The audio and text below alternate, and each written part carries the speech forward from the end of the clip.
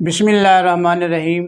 معزز ناظرین و سامعین کرام، السلام علیکم۔ میں ہوں یاسین راز اور آپ موجود ہیں اردو لائبریری میں۔ آج آپ اردو لائبریری سے حفیظ طیب کا نعتیہ کلام سنیں گے۔ خوش خصالو خوش خیالو خوش خبر خیر البشر، خوش خصالو خوش خیالو خوش خبر خیر البشر، خوش نژادو خوش نہادو خوش نظر خیر البشر، دل نوازو دل پذیرو دل نشینو دل کشا، دل نوازو دل پذیرو دل نشینو دل کشا، چارہ سازو چارہ کارو چارہ گر خیر البشر،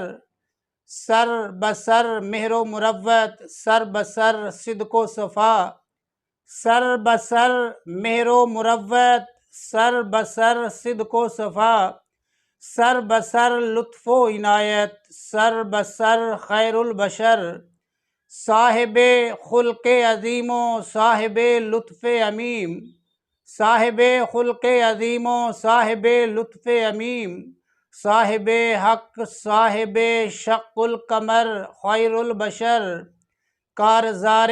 دہر میں وجہ ظفر وجہ سکون، کارزار دہر میں وجہ ظفر وجہ سکون، عرصہ محشر میں وجہ درگزر خیر البشر، رونما کب ہوگا راہ زیست پر منزل کا چاند، رونما کب ہوگا راہ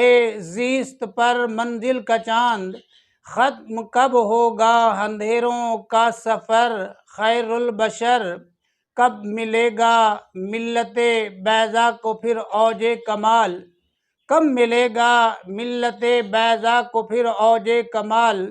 کب شب حالات کی ہوگی سحر خیر البشر، در پہ پہنچے کس طرح وہ بے نوا بے بالوں پر، در پہ پہنچے کس طرح وہ بے نوا بے بالوں پر، ایک نظر تائب کے حال زار پر خیر البشر۔